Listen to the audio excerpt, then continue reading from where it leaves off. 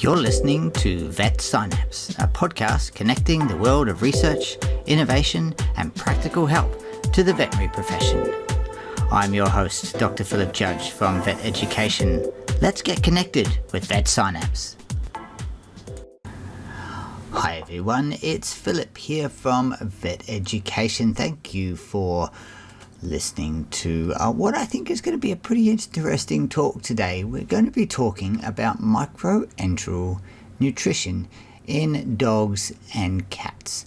Now, this is something that's been around for quite a few years. There's actually not many veterinary-related scientific literature articles on microenteral nutrition in dogs and cats, but I managed to track down pretty much everything there has been published in veterinary medicine, as well as quite a number of articles from human medicine, and I've put them into a blog post which you can find on the Vet Education website, veteducation.com.au. What I thought I'd do is just run through some of the information that's contained within that blog in a podcast format so we can listen to it. So firstly, I want to start asking the question, what is microenteral nutrition? It's actually a term that was developed in the early 1990s to define the delivery of small amounts of water and electrolytes and readily absorbed nutrients, things like glucose and amino acids and small peptides, directly to the gastrointestinal tract. And the rationale for this is that we understand from large-scale human studies that the provision of enteral nutrients has been shown to decrease intestinal permeability. It decreases adherence of bacteria to microvilli. It decreases the risk of gastric ulcer development. It increases gastric mucosal blood flow, increases gastric pH, increases intestinal neurohormonal activity, increases gastric mucus production, and helps maintain intestinal secretory IgA secretion. So lots of things that help restore normal gastrointestinal function and retard the development or potential risk of bacterial translocation into systemic circulation. So these all sound pretty reasonable rationale for beginning or supplying nutrients or micronutrients into the gastrointestinal tract directly. And I guess some of the discussion around why we would want to do this is that it was found that humans without the ability to tolerate enteral nutrition or macroenteral nutrition were placed on intravenous nutrition. So they had intravenous lipids and fats and carbohydrates administered, so parenteral nutrition. And in subsets of humans with parenteral nutrition, they found that infection rates, infection risk, and mortality risk were significantly higher compared to patients with similar diseases that were fed via the enteral route. So I guess in a roundabout way, that kind of is where a lot of that research came from. So when would we want to, I guess in dogs and cats, provide microenteral nutrition? It's recommended that it should be used in patients that meet any of the following criteria that I'm going to list for you now. Firstly, as an aid to helping transition a patient to enteral feeding of more complex enteral diets.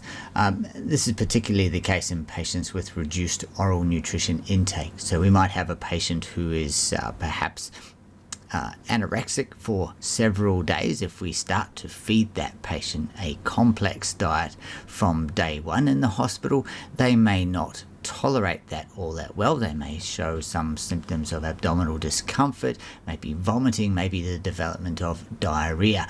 So microenteral nutrition might be an aid to helping transition a patient that is currently eating minimal or no food to be able to tolerate more complex enteral diets.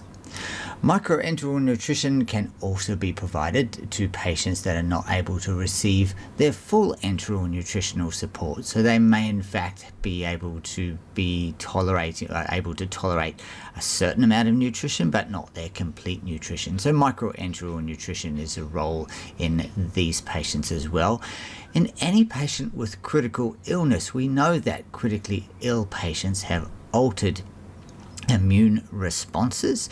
They oftentimes have altered tissue perfusion, and these patients are at a much higher risk of developing infection translocated from any body cavity, and amongst those would be the intestinal tract. So microenteral nutrition plays a really crucial role in the nutritional support of patients with critical illness, and also in patients following gastrointestinal surgery as well.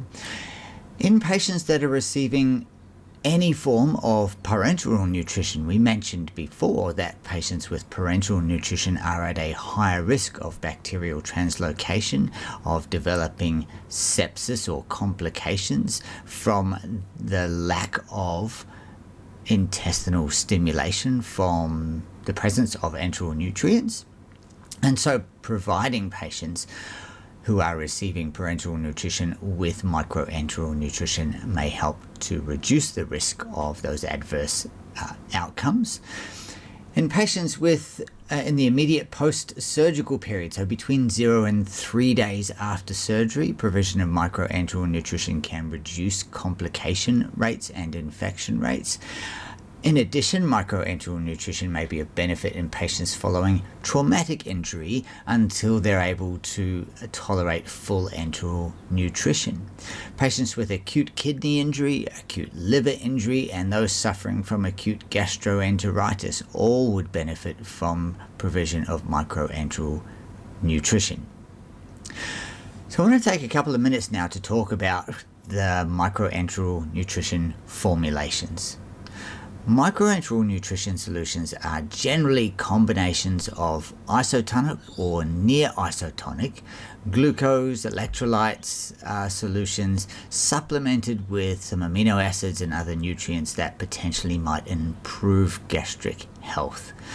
Glucose concentrations in these solutions typically range from about 2.5 to 20%, so some of them are a little bit hypertonic, with some references actually suggesting that glucose concentrations in microenteral nutrition solutions somewhere between 5 and 20% offer increasing benefit in the protection of the gastric mucosal barrier. So despite being a little hypertonic, these solutions may be better than solutions that are isotonic to hypotonic. Most commercially produced solutions contain glycine at 0.3%. Now, oral supplementation of glycine has been shown to hasten resolution of diarrhea, to improve intestinal mucosal characteristics in animals with diarrhea.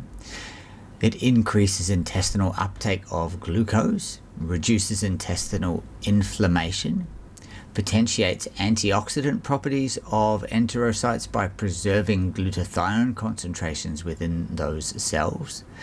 It also stimulates enterocyte protein synthesis and potentiates repair of intestinal tight junctions following intestinal injury. So lots of good reasons why you would want your microenteral nutrition solution to contain glycine. I mentioned before that some of these solutions contain amino acids and they're often added. The use of 3% amino acid solutions has been shown to reduce the extent of protein malnutrition in critically ill humans, and this is one of the reasons why proteins are now fairly common in microenteral nutrition solutions. In addition, specific amino acids including leucine, glutamine, and arginine have a beneficial outcome in critically ill patients through stimulation of anabolic activity and immune function within the intestine.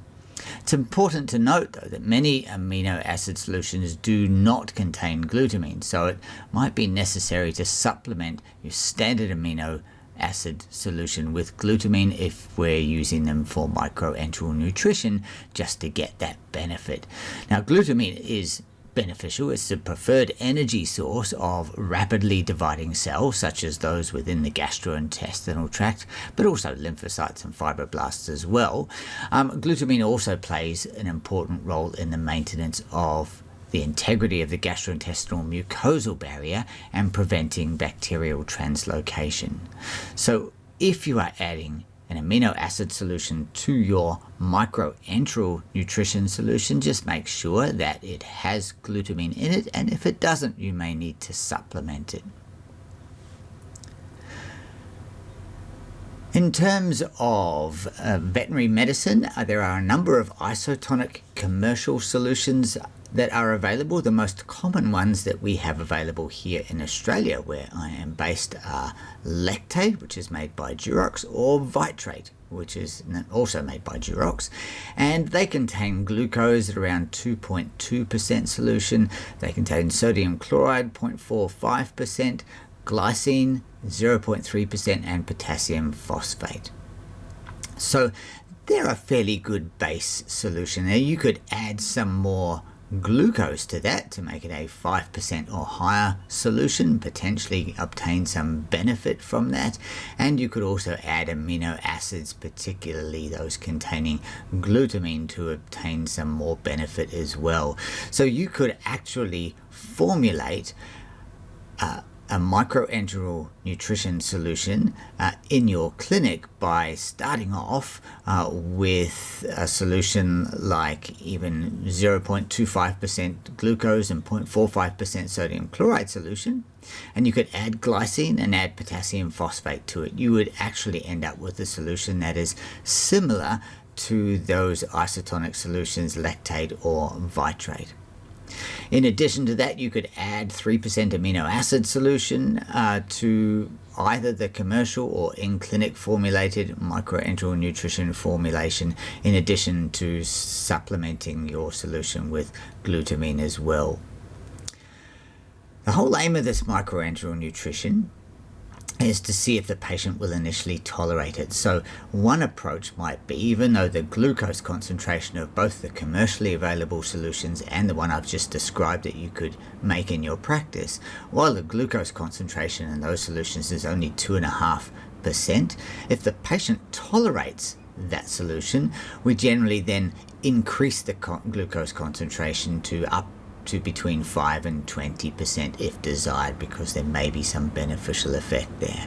So how do we actually go about feeding our patient? Once we've got a solution, be it a commercial solution, one that we make in our practice, plus or minus supplementation with 3% amino acids and glutamine, and varying that glucose concentration as we've just described.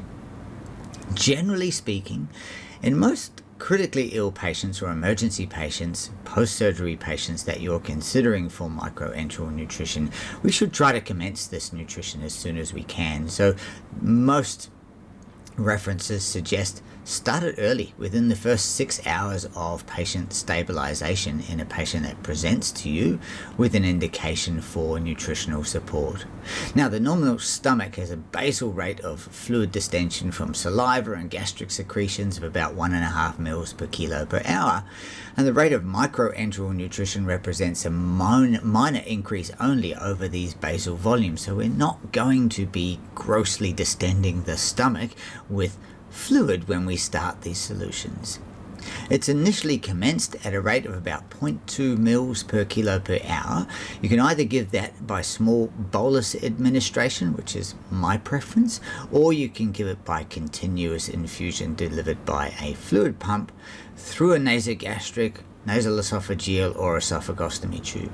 Now, why do I prefer to give this fluid as a bolus rather than a continuous infusion? There's a couple of reasons.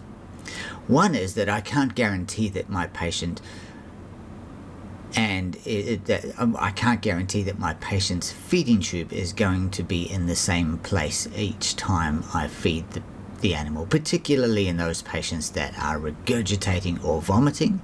And I like to be able to cross-check the location of my patient's feeding tube prior to a feed. So that means applying negative suction on the tube to make sure that my tube is not sitting in an airway. Okay, and if I've got a patient on a continuous infusion, my patient could potentially regurgitate that tube and even aspirate it, so my nasal-esophageal tube may be sitting in the lungs. And if that is the case, and I have a patient on a continuous infusion, they'll get a continuous infusion of glucose and electrolytes into their lungs. So I don't like CRIs for that particular reason. The second reason, perhaps less applicable to patients that are having microenteral nutrition, is that there is a tiny bit of a stimulus for gastric motility when you give a bolus of a solution, over and above whether you're giving a low trickle of a continuous infusion. I don't think that probably makes that much difference for a continuous infusion of such a small amount, 0.2 mils per kilo per hour. But as we increase the volumes, I think a bolus administration is better for the patient. It enables that patient to get a mild gastric distension, which will stimulate gastric contractility, and the gap in between feedings also enables a period of time with reduced gastric acid secretion as well.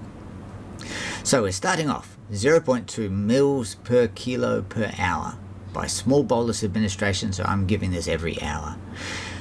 The rate of administration we are going to increase to a total of about 1 to 2 mils per kilo per hour over a 24 to 48 hour period, just based on how well the patient tolerates that diet. And once they are tolerating that diet, after about 12 to 24 hours or so, we can start to begin feeding a commercial liquid diet if the patient is tolerating their microenteral nutrition well. Now, are there any complications of microenteral nutrition? It's generally pretty well tolerated in most patients. Patients with persistent vomiting might benefit from placement of a nasogastric tube to facilitate removing residual volume of the stomach prior to administration of microenteral nutrition. So picture a dog with parvovirus enteritis that is persistently vomiting or regurgitating. Those patients, if we give them microenteral nutrition, it's questionable as to how long that solution is going to be sitting in the stomach and potentially providing some benefit for our patients.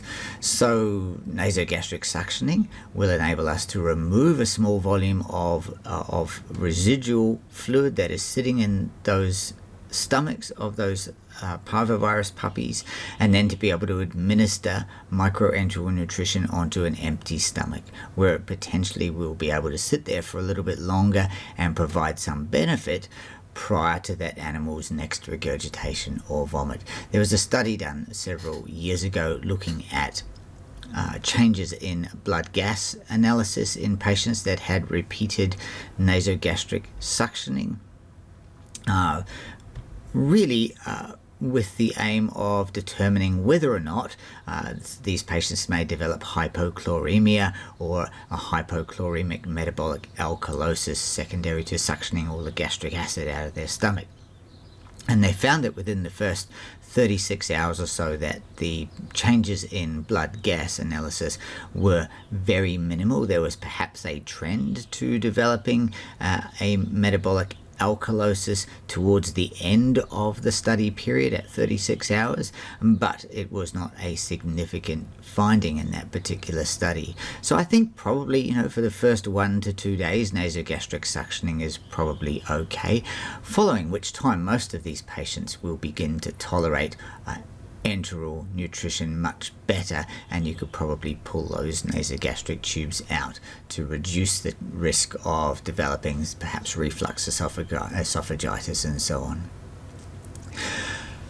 The second thing I just want to mention with regards to complications are that blood glucose should be measured periodically following the commencement of microenteral nutrition to monitor for hyperglycemia, which can occur in patients with insulin resistance. And a lot of patients with severe illness, they have excessive catecholamine release, excessive corticosteroid release or cortisol secretion, and they can become insulin resistant.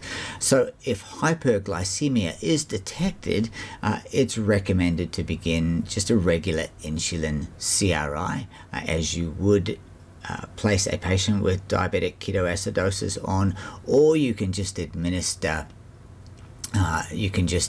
administer an intramuscular insulin injection as well. So typically we're using regular insulin administered at about 0.09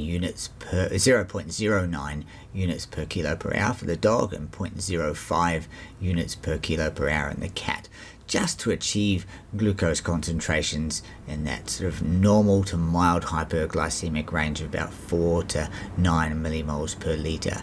And the reason we're doing that, particularly in severely ill or insulin resistant patients, is that outcome has been found to be superior if patients are maintained within a normoglycemic range, as opposed to being profoundly hyperglycemic. So hyperglycemia is an independent predictor of worse outcome in critically ill patients. So that's what I had to tell you this morning about microenteral nutrition. Really useful thing. I find it most helpful in patients that are unable to tolerate feeding of normal diets or even liquid enteral diets in large volumes there to provide energy requirements for hospitalization. And so it's a really nice thing to be able to start your patients on. It improves tolerance of more complex diets. It's a way to very, very early on in your patient's hospitalization to be able to begin nutritional support and to prepare your patients for being able to accept more complex diets early in their hospitalization, because we know that early enteral nutrition is associated with better outcomes in your patients. Thanks so much for listening. I hope that you can join us again soon for another episode of Vet Synapse.